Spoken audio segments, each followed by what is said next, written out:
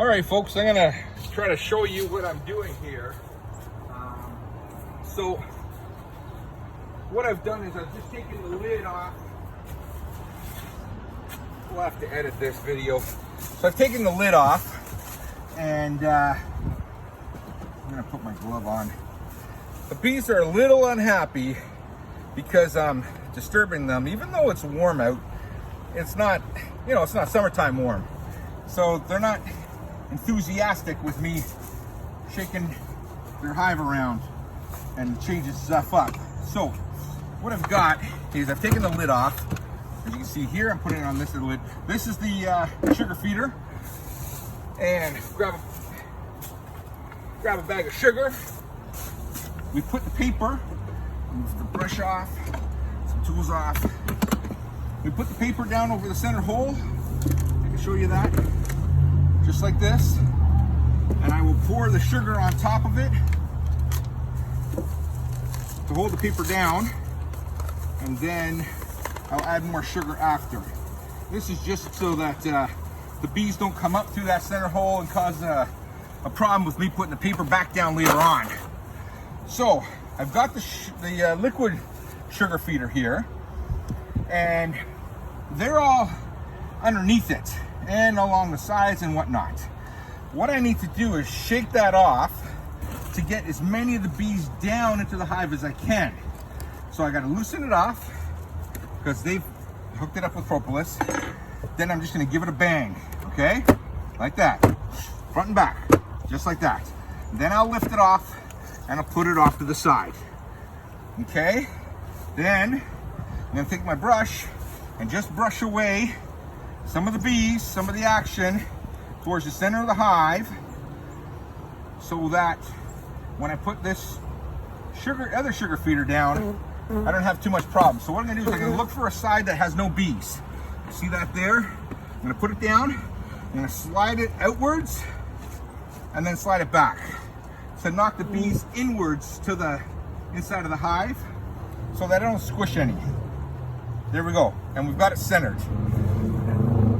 I can show you the bottom side of this, and you can see all the bees. Oh, there's one of our mite treatments. They glued it to the top. That's okay, it was pretty well timed to come out anyways. So you can see the bees around this.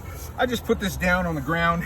They'll fly away and enter their hive, when they're good and ready for it. So now I've got the sugar here.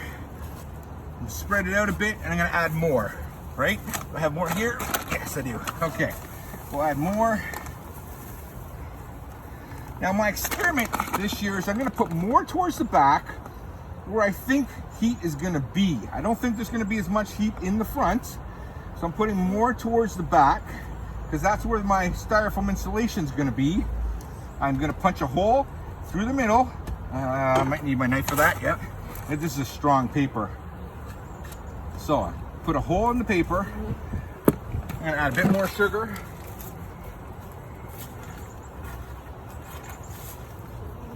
Not much. Just a tad bit more, just to hold stuff down. There we go, just like that. Save this for the next hive. And then we put our lid on.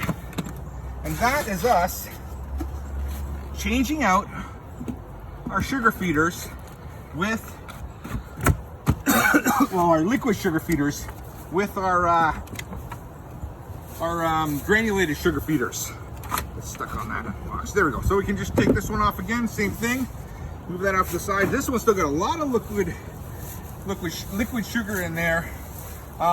Clearly they didn't need it, or it was too cold. It being the end of the box, the end of the side, and they just didn't like it. I don't know. Just moving this insulation around a bit. This lid doesn't want to stay down as well. So this one, yes, I'm gonna bang it, but it's a bit messy for the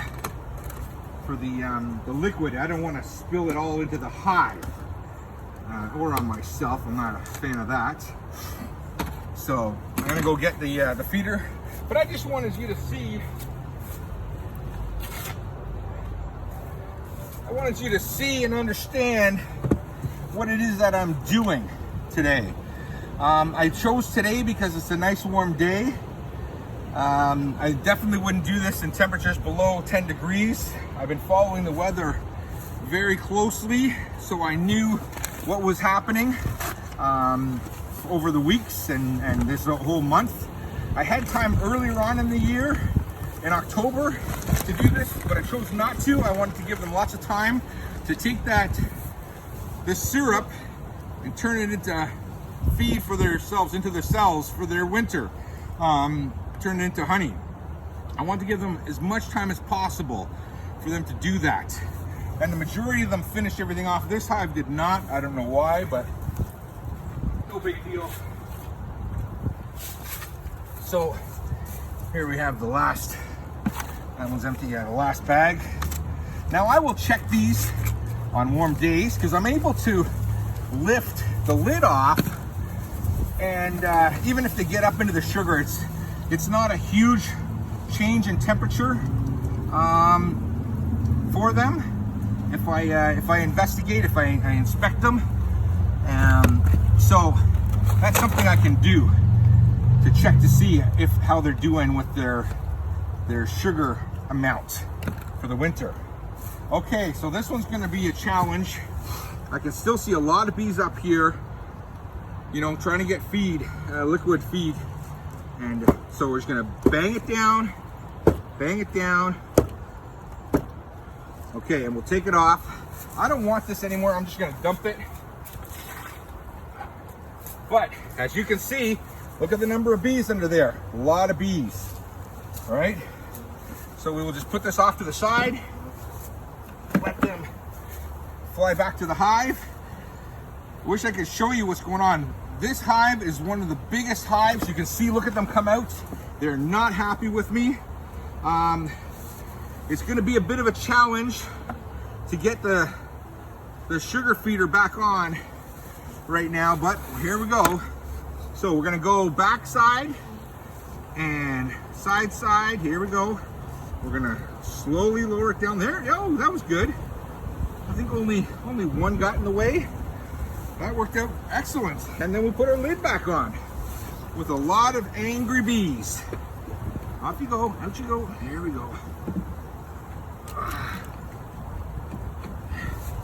I've got these hives so tight together, it's tough to put the lids in. Now these lids that I got from Dancing Bees were exactly what I was looking for. They are a fit tight around the boxes and feeders and whatnot, no space. And I love that because it allowed me to bring these hives really close together. So anyways, I'm going to show you the activity. As you can see, lots of activity. It's a nice warm day. This is one of the gangbuster hives. So look at all that activity under there.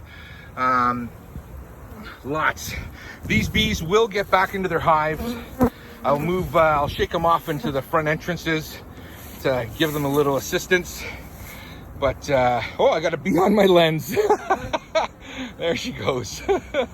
Sorry for the interruption. A bee interruptus. So there we go. I will measure out and cut down that piece of styrofoam at the back and tape it and put a piece along that side and along the small side of that little box. And we'll see how it goes. Now I gotta pack this all up and put it away. Listen, thanks for watching. Again, be good to your bees. Be good to your environment. Encourage backyard and urban beekeeping. Buy local honey. Come on, guys. This is important. Without bees, we don't get pollen. Oh, that's another thing I want to show you. I'm interrupting myself. I have bees coming back in this month with pollen. I wish I could show you. I had bees with bright orange pollen on their legs. I was in shock. Oh, there we go. Was that one there? No. Yeah. Does she have pollen on her? No. Anyways, I had a lot of bees come back with pollen. I was just absolutely flabbergasted. I was, wow, like they're bringing in pollen at this time of year. That's phenomenal. See any bees with pollen? Yeah, it was a bright orange pollen. I was shocked. Anyways, listen, guys. Be good to your bees and your environment. Support backyard and urban beekeeping. You know, this is Bee Man Smash. Thanks for watching, and I'm out of here.